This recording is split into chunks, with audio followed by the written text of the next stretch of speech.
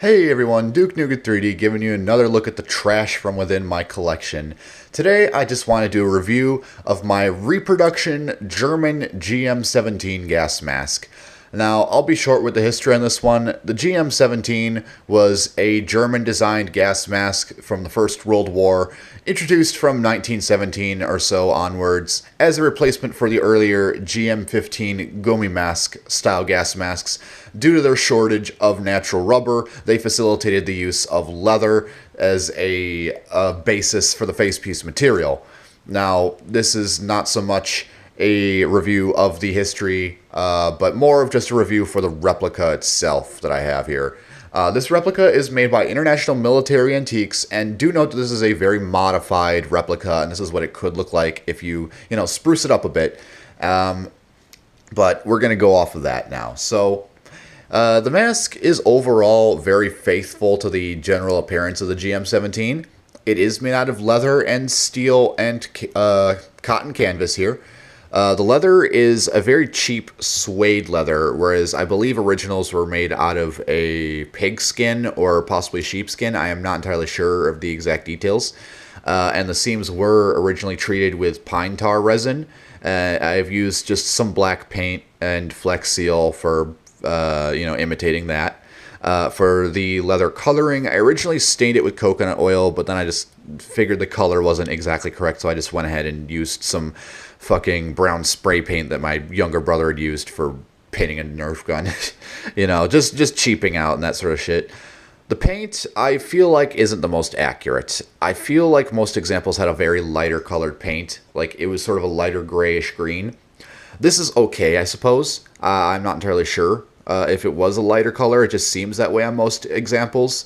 The paint is very poorly applied. The steel is prone to rusting beneath the paint, but that is completely okay in my opinion, because that way you can age the mask. You can make it look like it's a bit worn in the feel. It's been dented and knocked around a whole bunch.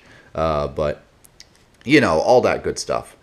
The lenses are plastic, as you'd expect. I believe originals were celluloid. They're non-removable. I don't think they were on originals either, but prove me if I'm wrong.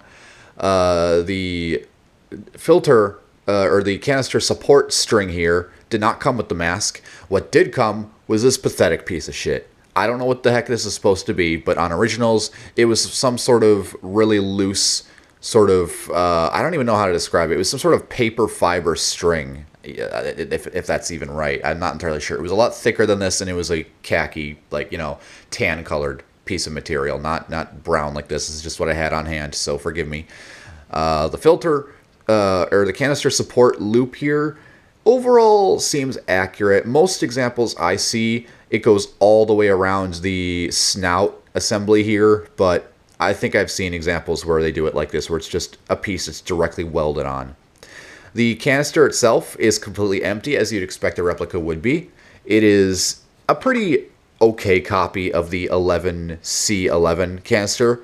The inlet assembly does not have a rubber gasket. Here, I'll just bring it up here. As you can see, there should be a rubber gasket down in there, but there is not.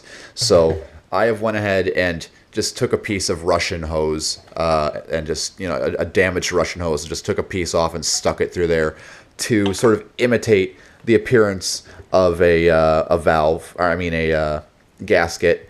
And it will work without the gasket. It will screw on, but it won't have the exact appearance. Give me a sec as I reattach this, because it looks a bit wonky there. There we go, sort of. The filter does have the detachable Arsine pre-filter on the end there. It will scratch the hell out of the edges, but that's desirable depending on whether or not you want it to look aged or not. The harness is pretty dead on. It is made out of a canvas material. It is not elastic. There are metal springs in here, just like an original would have. It has the neck strap for quick carrying. It is so weird. It's sort of a combination 6-point, 5-point. And the weirdest thing about the World War I GM-17 is that the straps are all above the ear. I've never understood that, but most World War I gas masks have all the straps above the ear. But that's overall correct. It has the dishpan button here for retaining the canister support string. And I believe there would also be a loop of metal right around here, but that may not be on all examples, but that's what I've seen. There would be a loop of metal to secure the canister support string, but that is not present here. But that's a bit all for the exterior of the face piece. Just to recap again, what I did to the leather was, treated it with coconut oil, painted it brown, and then painted the seams black. That's about it. And I also sanded down some areas of the metal so it looks a bit more rough and aged. One thing that I recommend you do is you probably should trim at least half of this eyepiece excess material down a bit. Again, about halfway, because they weren't this thick on originals. I just decided to leave it that way because it was easier. But let's move on to the inside of the mask. The mask is very... one thing I should note before I move on to the inside, the eye lenses are way too far down. On originals, they would be like at least a good inch to half an inch higher. But so if you do not have a large face, this is for you. If you fit a size medium to large like me, this is going to be rather uncomfortable to wear because it will press underneath your eyes.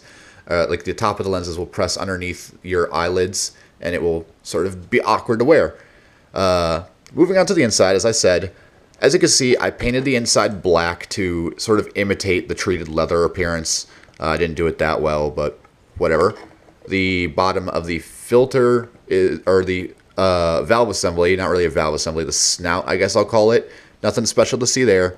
The lenses are removable, or the lens frames are removable.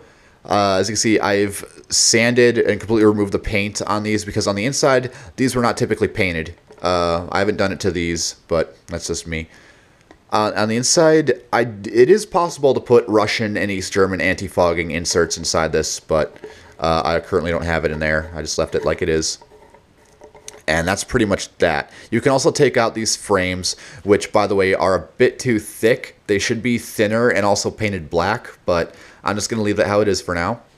Good view of the chin seam there. I do not have the carrying can for this mask, unfortunately.